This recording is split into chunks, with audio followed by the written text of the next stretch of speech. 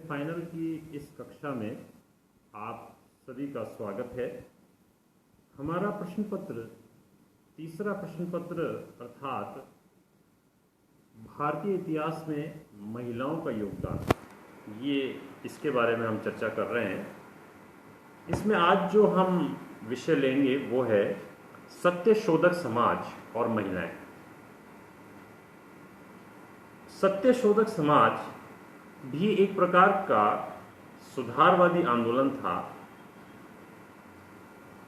इस समाज की स्थापना का श्रेय महात्मा ज्योतिराव फूले को दिया जाता है, जिन्होंने अपनी धर्मपत्नी सावित्री बाई के सहयोग से सत्यशोधक समाज की स्थापना की थी।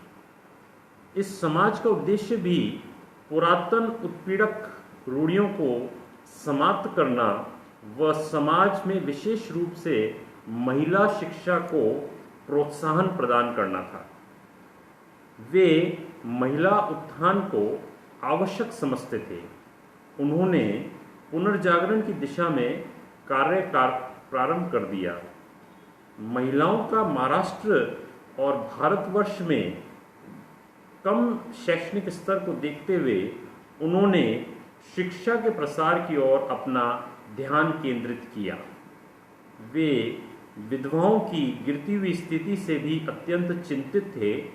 उनके आवास हेतु उन्होंने विधवा आश्रम स्थापित करने का ध्यान दिया। उन्होंने छुआछूत उन्मूलन के विरुद्ध भी कई महत्वपूर्ण कार्य किए। महात्मा अपने उद्देश्य की सफलता के लिए सर्वप्रथम किसानों और मजदूरों को संगठित करने की तरफ ध्यान दिया। 1873 ईस्वी में उन्होंने सत्यशोधक समाज की स्थापना का मार्ग प्रशस्त किया और स्वयं इस समाज के अध्यक्ष पद पर आसीन हुए। ये संस्था सभी धर्म और जातियों के लिए गठित की गई थी। महात्मा ज्योतिराव फूले की पत्नी सावित्रीबाई फूले ने महिलाओं की सामाजिक उपेक्षा के विरुद्ध अपनी आवाज बुलंद की। सावित्रीबाई फूले कन्याओं व महिलाओं की शिक्षा के प्रचार व प्रसार में अपने पति के साथ महत्वपूर्ण भूमिका अदा की। नारी शिक्षा में उनका योगदान हमेशा याद रहेगा। इस संस्था ने योग्य और निर्धन छात्रों को छात्रवृत्ति दिए जाने की व्यवस्था भी की। रात्रि पाठशालाओं का भी आयोजन किया गया तथा छात्र छात्राओं को निःशुल्क पुस्तकें दी गई। वस्तुतः वे सच्चे अर्थों में महात्मा थे। 1890 ईस्वी में उनका निधन हो गया।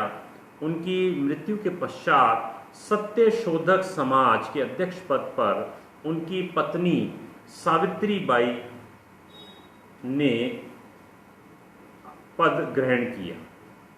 महिला उत्थान में जिन महिलाओं ने विशेष योगदान प्रदान किया उनमें डॉक्टर कृष्णाबाई और राधाबाई का नाम विशेष रूप से उल्लेखनीय है।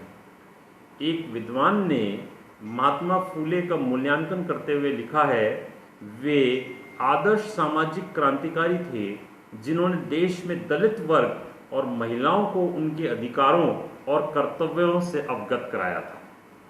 धन्यवाद।